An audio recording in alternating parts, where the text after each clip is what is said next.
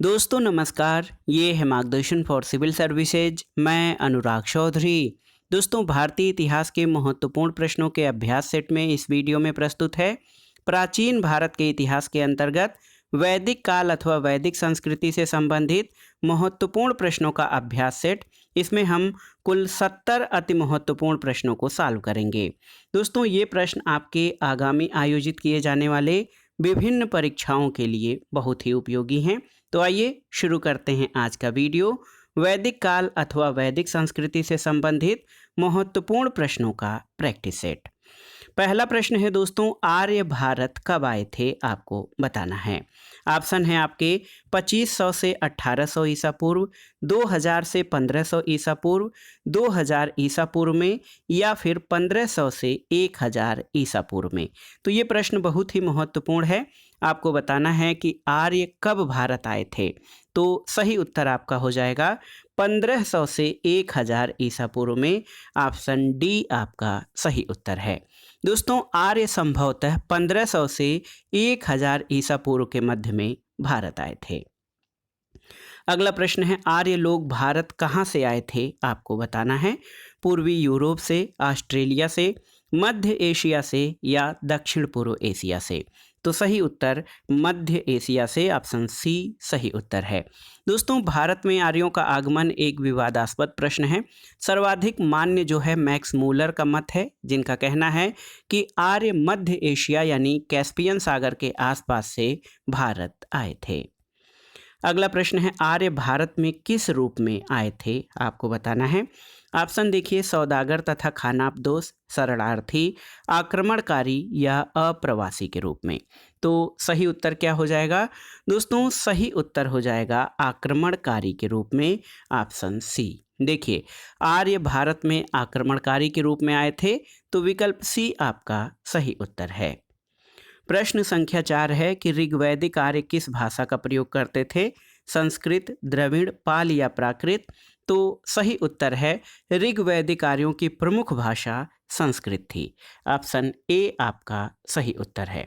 देखिए, ऋग्वैदिक आर्यों की प्रमुख भाषा दोस्तों संस्कृत थी, और ऋग्वैदिक कालीन ग्रंथ मुख्य रूप से संस्कृत भाषा में ही लिखे गए हैं। अगला प्रश्न है, आर्यों को एक जाति कहने वाला पहला यूरोपियन कौन था? Sir William Jones, H Wilson, Max Müller, या जनरल कनिंघम। तो सही उत्तर क्या हो जाएगा? सही उत्तर मैक्स मूलर। दोस्तों, आप जान लीजिए कि आर्यों को एक जाति कहने वाला पहला यूरोपियन मैक्स मूलर था। अगला है कि आर्यन जनजातियों की प्राचीनतम बस्ती कहाँ पर है? ऑप्शन देखिए, उत्तर प्रदेश, बंगाल, सप्त सिंधु, या दिल्ली। तो सही उत्तर है सप्त सिंधु, ऑप्शन सी। देखिए, बहुत ही महत्वपूर्ण प्रश्न है। आर्यों की प्राचीनतम बस्ती सप्त सिंधु क्षेत्र में स्थापित हुई थी, जो सिंधु नदी से लेकर गंगा नदी तक विस्तृत थी। अगला प्रश्न है दोस्तों, वेद शब्द का अर्थ क्या है, आपको बताना है। ज्ञान, बुद्धिमत्ता, कुशलता, या शक्ति। तो आप जानते हैं वेद का अर्थ ज्ञान होता है। ऑप्शन ए आपका सही उत्तर है। बहुत ही आसान सा प्रश्न है अगला प्रश्न कि सबसे पुराना वेद कौन सा है? तो ऋग्वेद सबसे पुराना वेद है। याद रखिएगा, भारतीय साहित्य में वेदों की संख्या 4 है। ऋग्वेद, सामवेद, यजुर्वेद, और अथर्ववेद। इनमें ऋग्वेद सबसे प्राचीन वेद है। अगले प्रश्न पर आते हैं, ऋग्वेद में कुल कितने सूक्त हैं, आपको बताना है। तो याद रखिए, ऋग्वेद में कुल 1028 सूक्त हैं। ऑप्शन ए आपका सही उत्तर है। दोस्तों, ऋग्वेद में कुल 10 मंडल और 1028 सूक्त हैं। ऑप्शन ए सही उत्तर हो जाएगा। अगले प्रश्न पर आते हैं, ऋग्वेद है क्या? देखिए, बहुत ही महत्वपूर्ण प्रश्न है, आसान है, लेकिन इसमें आपको बताना है कि ऋग्वेद क्या है। स्रोतों का संकलन, कथाओं का संकलन, शब्दों का संकलन, या युद्ध का ग्रंथ। तो सही उत्तर क्या हो जाएगा? ऋग्वेद दोस्तों आप जान लीजिए स्रोतों का संकलन है। ऑप्शन ए आपका सही उत्तर है। तो बहुत ही महत्वपूर्ण प्रश्न, ऋग्वेद स्रोतों का संकलन है। अगला प्रश्न है दोस्तों, आर्य शब्द इंगित करता है किसे? नृजाति समूह को, या यावरी जन को, भाषा समूह को, या श्रेष्ठ वंश को। तो सही उत्तर है आर्य शब्द संस्कृत भाषा का शब्द है जिसका अर्थ श्रेष्ठ या कुलीन होता है। ऑप्शन डी आपका सही उत्तर है। अगला है ऋग्वेद का कौन सा मंडल पूर्णतः सोम को समर्पित है। तो ये भी आसान सा प्रश्न है और आप बता दीजिए 9वां मंडल। ऑप्शन सी सही उत्तर है। दोस्तों ऋग्वेद में कुल 10 मंडल हैं, कुल मंडलों की संख्या 10 है और इसके 9वें मंडल के सभी 114 सूक्त जो हैं वो देवता सोम को समर्पित हैं। अगला प्रश्न है यज्ञ संबंधी विधि विधानों का पता चलता है कहाँ से। ऋग्वेद से, सामवेद से, ब्राह्मण ग्रंथों से या फिर यजुर्वेद से। तो सही उत्तर क्या है दोस्तों? सही उत्तर आपका हो जाएगा यजुर्वेद, ऑप्शन डी। देखिए महत्वपूर्ण प्रश्न है, यज्ञ संबंधी विधि विधानों का पता यजुर्वेद से चलता है। यजुर्वेद के 2 भाग हैं, शुक्ल यजुर्वेद और कृष्ण यजुर्वेद। अगले प्रश्न पर आते हैं, उपनिषदों का मुख्य विषय क्या है। आसान सा प्रश्न है। उपनिषदों का मुख्य विषय दोस्तों दर्शन है। ऑप्शन बी आपका सही उत्तर है। तो याद रख लीजिए उपनिषदों का मुख्य विषय दर्शन है और उपनिषदों को एक अन्य नाम वेदांत भी कहा जाता है। तो याद रखिएगा उपनिषदों को वेदांत कहा जाता है, इनका मुख्य विषय दर्शन है। अगले प्रश्न पर आते हैं, निम्नलिखित में से किस एक वैदिक साहित्य में मोक्ष की चर्चा मिलती है। ऋग्वेद, परवर्ती संहिताएं, ब्राह्मण या उपनिषद। तो बताइए किस एक वैदिक साहित्य में मोक्ष की चर्चा मिलती है। तो सही उत्तर है उपनिषद में। दोस्तों आप जान लीजिए कि वेदों में मोक्ष शब्द प्रयुक्त नहीं हुआ है, उपनिषदों में पहली बार मोक्ष की चर्चा मिलती है और ये शब्द श्वेताश्वतर उपनिषद में पहली बार आया है। अगला प्रश्न है, नचिकेता आख्यान का उल्लेख कहाँ मिलता है। अथर्ववेद, शतपथ ब्राह्मण, कठोपनिषद या बृहदारण्यक उपनिषद में। तो सही उत्तर है कठोपनिषद में। ऑप्शन सी आपका सही उत्तर है। दोस्तों कठोपनिषद में नचिकेता आख्यान का उल्लेख है, इसमें यम और नचिकेता के संवादों का उल्लेख मिलता है। अगला प्रश्न है, निम्नलिखित अभिलेखों में से कौन सा ईरान से भारत में आर्यों के आने की सूचना देता है। मानसेहरा अभिलेख, शाहबाजगढ़ी, बोगजकोई या जूनागढ़।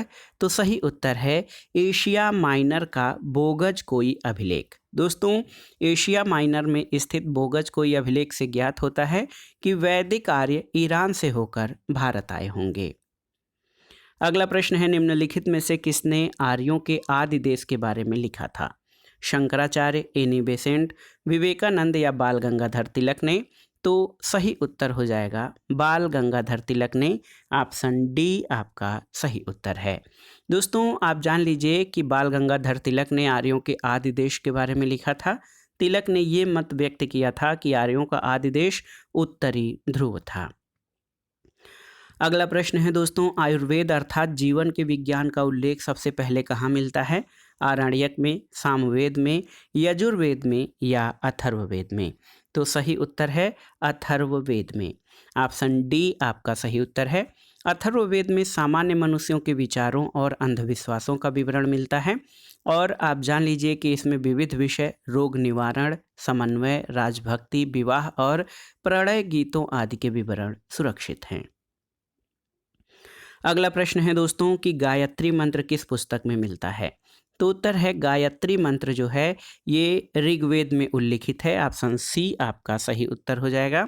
और गायत्री मंत्र ऋग्वेद में उल्लिखित है, ये सवित्र यानी सूर्य देवता को समर्पित है। ये मंत्र ऋग्वेद के 3 मंडल में वर्णित है। इसकी रचना ऋषि विश्वामित्र के द्वारा की गई है। अगला प्रश्न है दोस्तों, गायत्री मंत्र की रचना किसने की थी। तो उत्तर है विश्वामित्र ने। याद रखिएगा गायत्री मंत्र ऋग्वेद के 3 मंडल में है और इसके रचयिता विश्वामित्र हैं। ऑप्शन बी आपका सही उत्तर है। अगला प्रश्न है दोस्तों, पुराणों की संख्या कितनी है। तो बहुत ही आसान सा प्रश्न है। अष्टादश पुराण हैं, तो 18 पुराण हैं। कुल पुराणों की संख्या 18 है। इनकी रचना लोमहर्ष ऋषि और उनके पुत्र उग्रश्रवा के द्वारा की गई थी। तो याद रखिएगा पुराण 18 हैं। अगला प्रश्न है दोस्तों, श्रीमद् भगवद गीता मौलिक रूप से किस भाषा में लिखी गई थी। संस्कृत, उर्दू, तमिल या हिंदी में? तो सही उत्तर है श्रीमद् भगवत गीता मौलिक रूप से संस्कृत भाषा में लिखी गई थी। ऑप्शन ए आपका सही उत्तर है और ये प्राचीन धार्मिक ग्रंथ महाभारत का एक भाग है। अगला प्रश्न देखिए, सत्यमेव जयते शब्द किस उपनिषद से लिया गया है? ये महत्वपूर्ण प्रश्न है। तो सही उत्तर है सत्यमेव जयते मुंडकोपनिषद से लिया गया है। ऑप्शन ए आपका सही उत्तर है। और सत्यमेव जयते नान्यतम यानी सत्य की विजय होती है, असत्य की नहीं, और ये भारत के राज चिन्ह पर भी अंकित है। अगला प्रश्न है, तमसो माँ ज्योतिर्गमय कथन है मूलतः किसका? उपनिषद का, महाकाव्य का, पुराणों का या खट दर्शन का? तो सही उत्तर क्या हो जाएगा दोस्तों? तमसो माँ ज्योतिर्गमय ये कथन बृहदारण्यक उपनिषद से लिया गया है। इसका अर्थ होता है अंधकार से प्रकाश की ओर, और आप जान लीजिए ये उपनिषदों का कथन है, बृहदारण्यक उपनिषद से उद्धृत है। ऑप्शन ए आपका सही उत्तर है। अगला प्रश्न है, ऋग्वेद की मूल लिपि क्या थी? देखिए बहुत ही महत्वपूर्ण प्रश्न है दोस्तों। ऋग्वेद की मूल लिपि क्या थी आपको बताना है। देवनागरी, खरोष्ठी, आरमाइक या ब्राह्मी? तो सही उत्तर है ब्राह्मी। ऑप्शन डी आपका सही उत्तर है। दोस्तों ऋग्वेद की मूल लिपि ब्राह्मी थी, याद रखिएगा। लिपि और भाषा में अंतर है। लिपि पूछा गया है तो लिपि ब्राह्मी थी। ऋग्वेद में कुल 10 मंडल हैं, 1028 सूक्त हैं। ऋग्वेद के पुरोहित को होता कहा जाता था। अगला प्रश्न है दोस्तों, ऋग्वेद उपनिषद काल के राजा अश्वपति शासक थे कहाँ के? तो सही उत्तर क्या हो जाएगा? केकय प्रदेश के। दोस्तों आप जान लीजिए उपनिषदों में वर्णित राजाओं में विदेह के राजा जनक, पांचाल के राजा प्रवाहड़ जाबाल, केकय के राजा अश्वपति और काशी के राजा अजात शत्रु प्रमुख थे। तो ऑप्शन बी आपका सही उत्तर हो जाएगा। उपनिषद काल में राजा अश्वपति केकय प्रदेश के शासक थे। अगला प्रश्न है, प्रसिद्ध 10 राजाओं का युद्ध किस नदी के तट पर लड़ा गया था? तो याद रखिएगा परुष्णी नदी के तट पर 10 राग युग यानी 10 राजाओं का युद्ध दोस्तों परुष्णी नदी के तट पर, जो कि जिसको आधुनिक रावी कहा जाता है, उसके तट पर लड़ा गया था, जिसमें भरतों के राजा सुदास की विजय हुई थी। ऑप्शन डी आपका सही उत्तर है। अगला प्रश्न है कि निम्न में से किस नदी को ऋग्वेद में माते तमा, देवी तमा और नदी तमा से संबोधित किया गया है? तो सही उत्तर क्या है दोस्तों? सही उत्तर है सरस्वती, आप जान लीजिए। और ऋग्वेद में सरस्वती को सबसे अधिक पवित्र और उच्च स्थान प्राप्त था। सरस्वती को माते तमा, देवी तमा और नदी तमा कहा गया है, यानी सबसे अच्छी माँ, सबसे अच्छी देवी और सबसे अच्छी नदी। अगला प्रश्न है दोस्तों, वैदिक युग में प्रचलित लोकप्रिय शासन प्रणाली कौन सी थी? निरंकुश, प्रजातंत्र, गणतंत्र या वंश परंपरागत राजतंत्र? तो सही उत्तर आपका हो जाएगा देखिए वंश परंपरागत राजतंत्र, ऑप्शन डी। देखिए दोस्तों बहुत ही महत्वपूर्ण प्रश्न है। वैदिक काल में प्रचलित लोकप्रिय शासन प्रणाली वंश परंपरागत राजतंत्र थी, यद्यपि जनता द्वारा चुनाव के भी कुछ उदाहरण मिलते हैं। अगला प्रश्न है, वैदिक युगीन सभा? ऑप्शन देखिए, गांव के व्यावसायिक लोगों की संस्था थी, राज दरबार होता था, मंत्र परिषद थी या राज्य के समस्त लोगों की एक राष्ट्रीय सभा थी? क्या आपको बताना है। तो सही उत्तर है वैदिक युगीन सभा जो है ये मंत्री परिषद होती थी। ऑप्शन सी आपका सही उत्तर है। तो याद रखिए वैदिक काल में सभा और समिति नाम की 2 संस्थाएं थीं और राजा की निरंकुशता पर ये नियंत्रण रखने का कार्य करती थी। सभा जो है कुलीन और वृद्ध मनुष्यों की संस्था थी, जिसमें उच्च कुल के उत्पन्न व्यक्ति ही भाग ले सकते थे। तो सही उत्तर क्या हो जाएगा दोस्तों? सही उत्तर आपका हो जाएगा वैदिक काल में जो सभा थी, ये बहुत ही महत्वपूर्ण प्रश्न है, ये मंत्री परिषद होती थी। अगला प्रश्न है, किस वेद में सभा और समिति को प्रजापति की 2 पुत्रियां कहा गया है? आपको बताना है, महत्वपूर्ण प्रश्न है। तो सही उत्तर है अथर्ववेद में, ऑप्शन डी। दोस्तों अथर्ववेद में सभा और समिति को प्रजापति की 2 पुत्रियां कहा गया है। अगले प्रश्न पर आते हैं। महत्वपूर्ण प्रश्न है कि किस वैदिक ग्रंथ में वर्ण शब्द का सबसे पहले नामोल्लेख मिलता है? ऋग्वेद, अथर्ववेद, सामवेद और यजुर्वेद? तो आपको बताना है कि कहाँ पर, यानी जो है किस वैदिक ग्रंथ में वर्ण शब्द का उल्लेख सबसे पहले मिलता है। तो सबसे पहले उल्लेख इसका ऋग्वेद में मिलता है, याद रखिएगा। देखिए, बहुत ही महत्वपूर्ण प्रश्न है दोस्तों। ऋग्वेद में जो है वर्ण शब्द का उल्लेख सबसे पहले मिलता है। वर्ण शब्द का उल्लेख सबसे पहले कहाँ मिलता है? तो ये आपका मिलता है ऋग्वेद में। ऑप्शन ए आपका सही उत्तर है। और आप जान लीजिए कि ऋग्वेद में वर्ण शब्द रंग के अर्थ में तथा कहीं कहीं व्यवसाय चयन के अर्थ में प्रयुक्त हुआ है। अगले प्रश्न पर आते हैं। भारत में किस स्थल की खुदाई से लौह धातु के प्रचलन के प्राचीनतम प्रमाण मिले हैं? तक्षशिला, अतरंजी खेड़ा, कौशाम्बी या हस्तिनापुर? तो सही उत्तर है अतरंजी खेड़ा, ऑप्शन बी। दोस्तों, अतरंजी खेड़ा से लौह धातु मल तथा धातु शोधन में प्रयुक्त होने वाली भट्ठियां मिली हैं, जिनसे ये संकेत मिलता है कि यहाँ लौह धातु को गलाने का कार्य स्थानीय रूप से होता था। अगला प्रश्न है, भारतीय संस्कृति के अंतर्गत रीत का अर्थ क्या है? रीत, तो बताइए, भारतीय संस्कृति के अंतर्गत रीत का अर्थ क्या है? प्राकृतिक नियम, कृत्रिम नियम, मानवीय नियम, सामाजिक नियम या इनमें से कोई नहीं? तो सही उत्तर है रीत के द्वारा विश्व में सुव्यवस्था और प्रतिष्ठा स्थापित होती है। ये विश्व की व्यवस्था का नियामक है और इसका अर्थ प्राकृतिक नियम है। ऑप्शन ए आपका सही उत्तर है। अगला प्रश्न है, निम्नलिखित में से कौन सी वह ब्रह्मवादिनी थी जिसने कुछ वेद मंत्रों की रचना की थी? ऑप्शन है लोपामुद्रा, गार्गी, लीलावती या सावित्री? तो सही उत्तर क्या हो जाएगा? सही उत्तर है लोपामुद्रा। दोस्तों, आप जान लीजिए, वैदिक साहित्य में कई ऐसी विदुषी स्त्रियों का उल्लेख है जिन्होंने वेद मंत्रों की रचना की थी, जैसे अपाला, घोषा, विश्ववारा, लोपामुद्रा। और लोपामुद्रा अगस्त्य ऋषि की पत्नी थीं। अगला प्रश्न है, ऋग्वैदिक काल में निष्क, याद रखिएगा, ऋग्वैदिक काल में निष्क किस अंग का आभूषण था? कान का, गले का, बाहों का या कलाई का? तो सही उत्तर है गले का।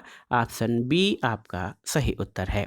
दोस्तों, ऋग्वैदिक काल में निष्क गले में पहना जाने वाला एक प्रकार का हार था और साथ ही निष्क वैदिक काल में विनिमय का एक माध्यम भी था।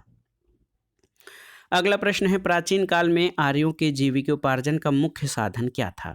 ऑप्शन है कृषि, शिकार, शिल्पकर्म या व्यापार? तो सही उत्तर क्या हो जाएगा? पशुपालन और कृषि जो है ये आर्य संस्कृति रही है। तो सही उत्तर आपका हो जाएगा कृषि। तो याद रखिएगा, कृषि के साथ पशुपालन भी जुड़ा था। प्राचीन काल में आर्यों के जीविकोपार्जन का मुख्य साधन कृषि थी। अगला प्रश्न है दोस्तों, ऋग्वेद में उल्लिखित यव शब्द किस कृषि उत्पाद के लिए प्रयुक्त किया गया है? तो यव यानी जौ। ऑप्शन ए आपका सही उत्तर है। दोस्तों, ऋग्वेद में उल्लिखित यव शब्द का जौ से तादाद में स्थापित किया गया है। अगला प्रश्न है, ऋग्वैदिक पणि किस वर्ग के नागरिक थे? पुरोहित, लोहार, स्वर्णकार या व्यापारी? तो उत्तर है आपका व्यापारी वर्ग। देखिए दोस्तों, व्यापार वाणिज्य प्रधानतः पणि लोग करते थे और ऋग्वेद में पणि शब्द का उल्लेख कई स्थानों पर हुआ है जिसका अर्थ व्यापारी होता है। अगला प्रश्न, सुमेलन करना है, सूची 1 का सूची 2 से सुमेलन करना है। तो अथर्ववेद, देखिए दोस्तों, अथर्ववेद औषधियों से संबंधित है, एक का तीसरा हो जाएगा। ऋग्वेद, तो ऋग्वेद में ईश्वर की महिमा या देवताओं की स्तुतियां हैं। यजुर्वेद, तो आप जान लीजिए यजुर्वेद में कर्मकांड और बलिदान विधि, और सामवेद को संगीत का जनक कहा जाता है। तो सही उत्तर है 3, 1, 2, 4। 3, 1, 2, 4 ऑप्शन ए आपका सही सुमेलन हो जाएगा। अगला प्रश्न है दोस्तों, यहाँ पर देखिए कि आरंभिक वैदिक साहित्य में सर्वाधिक वर्णित नदी कौन सी है? ऑप्शन है सिंधु, सुश्रुति, सरस्वती या गंगा? तो सही उत्तर है सिंधु। ऑप्शन ए आपका सही उत्तर है।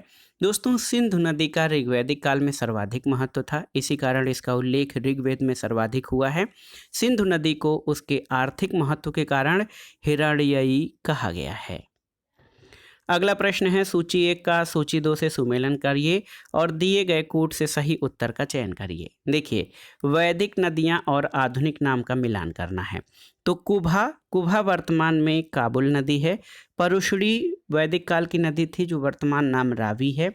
सदानीरा गंडक को और सुतरुदी सतलज को कहा जाता है। तो याद रखिएगा सही ऑप्शन 2, 3, 1, 4। तो 2, 3, 1, 4 मिलान करिए, ऑप्शन बी आपका सही उत्तर हो जाएगा।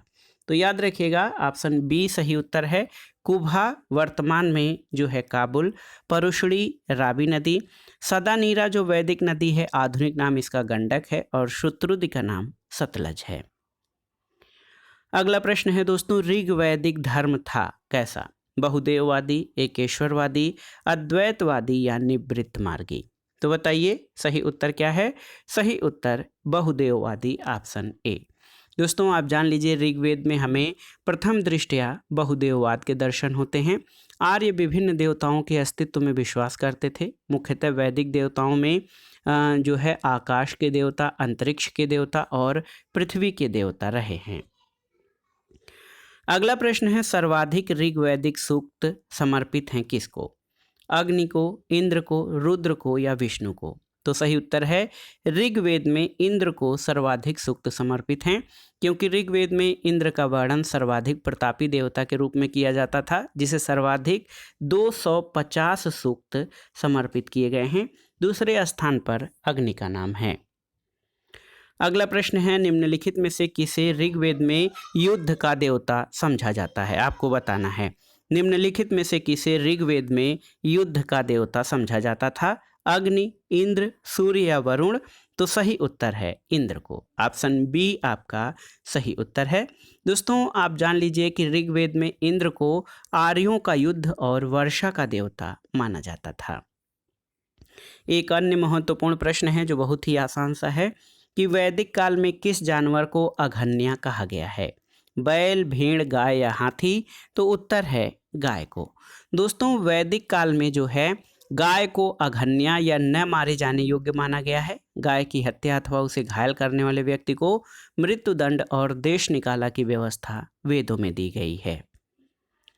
अगला प्रश्न है, आर्य पूर्वों के साथ अपने संघर्षों में सफल रहे, इसका कारण क्या है? तो उत्तर है कि आर्य पूर्वों के साथ अपने संघर्षों में सफल रहे थे। इसका कारण ये है कि उन्होंने घोड़ों द्वारा चलाए जा रहे रथों का प्रयोग किया था। दोस्तों आप जान लीजिए आर्य पूर्वों के साथ अपने संघर्षों में सफल रहे, इसका प्रमुख कारण उन्होंने घोड़ों द्वारा चलाए जा रहे रथों का प्रयोग किया था। अगला प्रश्न है, राज्याभिषेक समारोह का विवरण निम्नलिखित में से किस में किया गया है? केनोपनिषद, विष्णु पुराण, ऐतरेय ब्राह्मण या अथर्ववेद में? तो आपको बताना है राज्याभिषेक समारोह का विवरण किस में किया गया है। ऑप्शन आपके सामने हैं केनोपनिषद, विष्णु पुराण, ऐतरेय ब्राह्मण या अथर्ववेद। तो सही उत्तर ऐतरेय ब्राह्मण हो जाएगा, ऑप्शन सी आपका सही उत्तर है। दोस्तों आप जान लीजिए कि ऐतरेय ब्राह्मण ऋग्वेद के शाकल शाखा से संबंधित है और ऐतरेय ब्राह्मण में राज्याभिषेक समारोह का विवरण प्राप्त होता है। अगला प्रश्न है प्रश्न संख्या 50 कि आरंभिक वैदिक काल में वर्ण व्यवस्था आधारित थी किस पर? शिक्षा पर, जन्म पर, व्यवसाय पर या फिर प्रतिभा पर? तो सही उत्तर है आरंभिक वैदिक काल में वर्ण व्यवस्था व्यवसाय पर आधारित थी, ऑप्शन सी आपका सही उत्तर है। दोस्तों एक ही परिवार के लोग अलग अलग व्यवसाय से जुड़े हुए थे, क्योंकि आरंभिक वैदिक काल में वर्ण व्यवस्था व्यवसाय पर आधारित थी। अगला प्रश्न है कि वैदिक युग में राजा अपनी जनता से जो कर वसूल करते थे उसे क्या कहते थे? ऑप्शन देखिए, बलि, विदथ, वर्मन या कर? तो सही उत्तर है बलि। देखिए बलि सही उत्तर है। वैदिक युग में राजा अपनी जनता से जो कर वसूल करते थे उसे बलि कहा जाता था। अगला है दोस्तों, प्राचीन भारत में निम्नलिखित में से किस विवाह को विधि सम्मत नहीं माना जाता था? आपको बताना है, महत्वपूर्ण प्रश्न है कि किस विवाह को विधि सम्मत नहीं माना जाता था।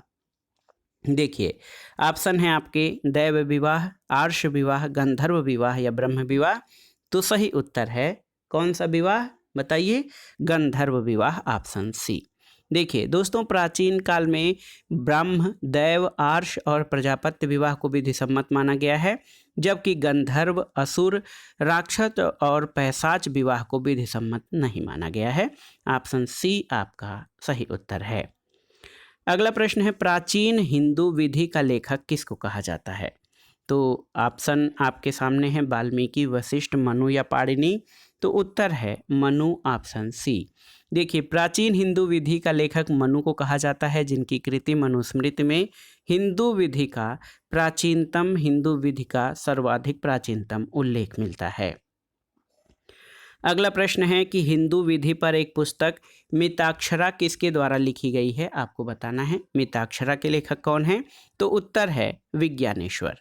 देखिए, हिंदू विधि पर प्रमुख पुस्तक मिताक्षरा की रचना विज्ञानेश्वर ने की थी और ये पुस्तक याज्ञवल्क्य स्मृति पर टीका है, याद रखिएगा। अगला प्रश्न है दोस्तों, स्कंद पुराण में गढ़वाल को किस नाम से जाना जाता है? केदारखंड, कुर्मांचल, जालंधर या गढ़देश क्या है? तो सही उत्तर है केदारखंड। याद कर लीजिए दोस्तों, स्कंद पुराण में गढ़वाल को केदारखंड और कुमायूं को मानस खंड कहा गया है। याद रखिएगा, स्कंद पुराण में गढ़वाल को केदारखंड और कुमायूं को मानस खंड के नाम से उल्लिखित किया गया है। अगला प्रश्न है, वैदिक युग के लोगों द्वारा सर्वप्रथम किस धातु का प्रयोग किया गया था? चांदी, सोना, लोहा या फिर तांबा? तो सही उत्तर क्या है दोस्तों? वैदिक काल में जो है सबसे प्रमुख धातु जो है वो तांबा थी। सही उत्तर आपका हो जाएगा तांबा, ऑप्शन डी। तो याद कर लीजिए दोस्तों, वैदिक काल के प्रारंभिक भाग में सबसे पहले प्रयुक्त धातु तांबा थी। उत्तर वैदिक काल में तांबे के अलावा चांदी, सोना, लोहा आदि धातुओं का भी प्रयोग होने लगा था। अगला प्रश्न है, ऋग्वैदिक काल से पूर्व आर्यों का मुख्य व्यवसाय क्या था? शिल्पकारी, पशुपालन, खेती या व्यापार? तो सही उत्तर है पशुपालन, ऑप्शन बी। याद कर लीजिए दोस्तों, पशुपालन जो है ये ऋग्वैदिक काल से पूर्व आर्यों का मुख्य व्यवसाय था। अगला प्रश्न है कि वैदिक साहित्य में प्रयुक्त व्रीहि शब्द का अर्थ क्या है? जौ, तिल, गेहूं या चावल? तो सही उत्तर है व्रीहि शब्द का अर्थ चावल है। दोस्तों, आप जान लीजिए वैदिक साहित्य में व्रीहि और तंतुल का तात्पर्य चावल से है। गेहूं के लिए गोधूम शब्द का प्रयोग किया जाता था। अगला प्रश्न है दोस्तों, ऋग्वेद में सबसे पवित्र नदी का जिक्र था, वो नदी कौन थी? तो सही उत्तर है ऋग्वेद में सबसे पवित्र नदी या वैदिक काल की सबसे पवित्र नदी सरस्वती को माना जाता है और इसको श्रेष्ठ नदियों में श्रेष्ठ नदी तमा, मातेतमा और देवी तमा कहा गया है। अगला प्रश्न है, ऋग्वेद में वर्णित देवताओं में सबसे प्रमुख देवता कौन थे? तो उत्तर है इंद्र। देखिए, महत्वपूर्ण प्रश्न है, ऋग्वेद में इंद्र को सबसे महत्वपूर्ण देवता माना गया है। इंद्र को विश्व का स्वामी कहा गया है और उन्हें पुरंदर की संज्ञा दी गई है। अगला प्रश्न है, वेदांगों के संदर्भ में निम्नलिखित शब्दों में कौन सा शब्द अनुष्ठान को दर्शाता है? छंद, व्याकरण, शिक्षा या कल्प? तो बताइए सही उत्तर क्या हो जाएगा? अनुष्ठान शब्द को दर्शाने वाला शब्द क्या है? तो सही उत्तर है कल्प। दोस्तों, वेदांगों के संदर्भ में कल्प शब्द अनुष्ठान को दर्शाता है। अगला प्रश्न है, वैदिक धर्म का मुख्य लक्षण इनमें से किसकी उपासना थी? प्रकृति, पशुपति, देवी माता या त्रिमूर्ति? तो सही उत्तर है वैदिक धर्म का मुख्य लक्षण प्रकृति की उपासना थी। ऑप्शन ए आपका सही उत्तर है। आर्यों ने प्रकृति की रहस्यमय शक्तियों से प्रभावित होकर उन्हें दिव्य स्वरूप प्रदान किया था और इन शक्तियों की देवताओं के रूप में स्तुति की थी। अगला प्रश्न है, प्राचीन भारतीय समाज के प्रसंग में निम्नलिखित शब्दों में कौन सा शब्द शेष तीन के वर्ग का नहीं है? कुल, वंश, कोश या गोत्र? आपको बताना है। तो सही उत्तर क्या हो जाएगा? सही उत्तर आपका हो जाएगा कोश। यहाँ पर ऑप्शन सी सही उत्तर हो जाएगा। कुल, वंश और गोत्र जो है एक वर्ग से संबंधित हैं। प्राचीन भारतीय समाज में कुल, वंश और गोत्र परिवार से संबंधित हैं, जबकि कोश परिवार से संबंधित न होकर भंडार से संबंधित है। अगला प्रश्न है दोस्तों, किस उपनिषद का शाब्दिक अर्थ सफेद घोड़ा होता है? देखिए, कठोपनिषद, छांदोग्य उपनिषद, तैत्तिरीय उपनिषद, ईशोपनिषद या इनमें से कोई नहीं? तो सही उत्तर है इनमें से कोई नहीं। क्यों? क्योंकि सफ़ेद घोड़ा जो है श्वेताश्वतर उपनिषद का अर्थ होता है। तो याद रखिएगा, श्वेताश्वतर उपनिषद का अर्थ सफ़ेद घोड़ों द्वारा खींचा गया होता है, यानी ड्रॉन बाय व्हाइट स्टेट्स। अगला प्रश्न है सूची 1 का सूची 2 से सुमेलन करिए और दिए गए कोट से सही उत्तर का चयन करिए। सूची 1 और सूची 2 का चयन करना है। इसमें आपको आप देखिए, ऋग्वेद में श्रोत और प्रार्थनाएं दी गई हैं, यजुर्वेद में श्रोत और कर्मकांड दिए गए हैं, सामवेद संगीतमय श्रोत हैं और अथर्ववेद में तंत्र मंत्र वशीकरण और जादू टोना का वर्णन है। तो सही मिलान क्या हो जाएगा? 4, 2, 1 और 3। ऑप्शन ए आपका सही उत्तर है। अगला प्रश्न है दोस्तों, सूची 1 का सूची 2 के साथ सुमेलन कराइए और दिए गए कोट से सही उत्तर का चयन करिए। तो यहाँ पर आप देख सकते हैं, बहुत ही महत्वपूर्ण है। ऋग्वेद का जो उपनिषद है ब्राह्मण है ऐतरेय ब्राह्मण है। सामवेद का पंचविश ब्राह्मण है। अथर्ववेद का याद रखिएगा गोपथ ब्राह्मण है और यजुर्वेद का शतपथ ब्राह्मण है। तो देखिए, बहुत ही महत्वपूर्ण प्रश्न है। ऋग्वेद का ऐतरेय ब्राह्मण, सामवेद का पंचविश ब्राह्मण, अथर्ववेद का गोपथ ब्राह्मण और यजुर्वेद का शतपथ ब्राह्मण। तो 3, 4, 1 और 2 मिलान करिए। 3, 4, 1 और 2। ऑप्शन सी आपका सही उत्तर है। अगला प्रश्न है दोस्तों, आर्य सभ्यता में मनुष्य के जीवन के आयु के आरोही क्रमानुसार जो विकल्प हैं वो कौन सा विकल्प सही है? आयु के आरोही क्रमानुसार कौन सा विकल्प सही है आश्रमों का? तो सही उत्तर क्या है? सही उत्तर आपका हो जाएगा दोस्तों, देखिए, ये ब्रह्मचर्य, गृहस्थ, वानप्रस्थ और संन्यास, इसमें 100 वर्षों के जीवन काल को 4 भागों में 25-25 वर्षों में बांटा गया था। और इसमें ब्रह्मचर्य के लिए आरंभिक अवस्था से 25 वर्ष, गृहस्थ के लिए 25 से 50 वर्ष, वानप्रस्थ के लिए 50 से 75 और संन्यास के लिए 75 वर्ष से 100 वर्ष तक के आयु का विभाजन किया गया था। अगला प्रश्न है, धर्म तथा रीत भारत की प्राचीन वैदिक सभ्यता के एक केंद्रीय विचार को चित्रित करते हैं। इस संदर्भ में निम्नलिखित कथनों पर विचार कीजिए। पहला कथन है कि धर्म व्यक्ति के दायित्वों और स्वयं तथा दूसरों के प्रति व्यक्तिगत कर्तव्यों की संकल्पना था। बिल्कुल सही है। ये देखिए, बहुत ही महत्वपूर्ण प्रश्न है, ये आपका सही है। और दूसरा है कि रीत मूलभूत नैतिक विधान था जो सृष्टि और उसमें अंतर्निहित सारे तत्वों के क्रियाकलापों को संचालित करता है।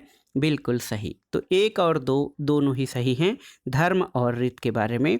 सही उत्तर ऑप्शन सी हो जाएगा। दोस्तों देखिए, बहुत ही महत्वपूर्ण प्रश्न है। धर्म और रीत की यहाँ पर व्याख्या दी गई है और इसमें दोनों ही कथन आपके सही हैं। प्रश्न संख्या 69 वैदिक देवता इंद्र के विषय में निम्नलिखित कथनों पर विचार कीजिए और सही उत्तर का चयन करिए। झंझावात के देवता पापियों को दंड देते थे, नैतिक व्यवस्था के संरक्षक थे या वर्षा के देवता थे?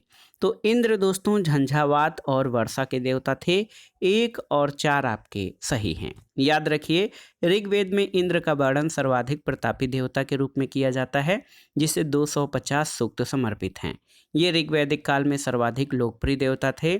इंद्र को आर्यों के युद्ध का देवता, वर्षा, आंधी, तूफान का देवता माना जाता था। ऑप्शन डी आपका सही उत्तर है। अगला प्रश्न है, सत्यकाम जाबाल की कथा जो अनब्याही माँ होने के लांछन को चुनौती देती है, उल्लिखित है किसमें? जाबाल उपनिषद, प्रश्नोपनिषद, छांदोग्य उपनिषद या कठोपनिषद में? तो सही उत्तर है छांदोग्य उपनिषद, ऑप्शन सी। दोस्तों सत्यकाम जाबाल महर्षि गौतम के शिष्य थे, जिनकी माता का नाम जाबाला था।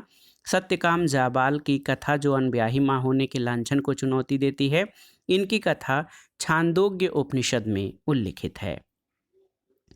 अगला प्रश्न और आज के वीडियो यानी वैदिक काल या वैदिक संस्कृति से संबंधित महत्वपूर्ण प्रश्नों का जो लास्ट क्वेश्चन है, देखिए काफ़ी लंबा प्रश्न है। इसमें 3 कथन दिए गए हैं, आपको बताना है कि इनमें कौन से कथन सही हैं। पहला कथन है कि ऋग्वैदिक कालीन आर्य कवच और शिरस्त्राण यानी हेलमेट का उपयोग करते थे, जबकि सिंधु घाटी सभ्यता के लोगों में इसके उपयोग का कोई साक्ष्य नहीं मिलता है। बिल्कुल सही है। ऋग्वैदिक कालीन आर्यों को स्वर्ण, चांदी और ताम्र का ज्ञान था, जबकि सिंधु घाटी के लोगों को केवल ताम्र और लौह का ज्ञान था। तो लौह का ज्ञान नहीं था, इसलिए ये गलत हो जाएगा। तीसरा है, ऋग्वैदिक कालीन आर्यों ने घोड़े को पालतू बना लिया था, जबकि इस बात का कोई साक्ष्य नहीं है कि सिंधु घाटी के लोग इस पशु को जानते थे। तो इस पशु के बारे में जानते भी थे, क्योंकि कहीं कहीं से घोड़े के अस्थिपंजर मिले हैं। तो केवल एक कथन आपका सही है, नीचे दिए गए कूट में केवल और केवल एक सही है। दोस्तों, ऋग्वेद में कवच का उल्लेख है। संभवतः ऋग्वैदिक कालीन आर्य लौह और स्वर्ण से निर्मित कवच और हेलमेट यानी शिरस्त्राण का प्रयोग करते थे, जबकि सैंधव सभ्यता के लोगों में इसके उपयोग का कोई साक्ष्य नहीं है। सिंधु सभ्यता के स्थलों के उत्खनन से जो युद्ध संबंधी उपकरण साधारण कोटि के हैं, जो इस बात की ओर संकेत करते हैं कि उन्होंने भौतिक सुख सुविधाओं की ओर विशेष ध्यान दिया था।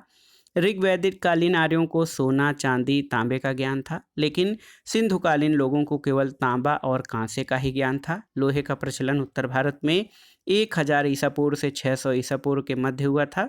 तो दूसरा कथन आपका गलत हो जाएगा।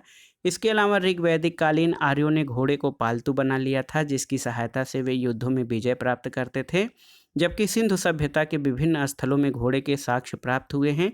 मोहनजोदड़ो से मिट्टी की बनी घोड़े की आकृति, लोथल से घोड़े की 3 मृण मूर्तियां और सुरकोटदा से घोड़े की हड्डियों की प्राप्ति हुई हैं। तो कथन 3 भी गलत है, सही उत्तर केवल और केवल 1 हो जाएगा। तो दोस्तों, ये था आज का वीडियो। वस्तुनिष्ठ भारतीय इतिहास या भारतीय इतिहास के महत्वपूर्ण वस्तुनिष्ठ प्रश्नों के अभ्यास सेट में वैदिक कालीन या वैदिक संस्कृति से संबंधित महत्वपूर्ण प्रश्नों का अभ्यास सेट, जो आपके आगामी परीक्षाओं के लिए बहुत ही उपयोगी है। आप इन प्रश्नों को तैयार कर लीजिए। दोस्तों, वीडियो आपको कैसा लगा हमें कमेंट बॉक्स में ज़रूर बताइएगा। वीडियो को लाइक करें, शेयर करें और इस चैनल को सब्सक्राइब करें। वीडियो देखने के लिए धन्यवाद दोस्तों। नमस्कार।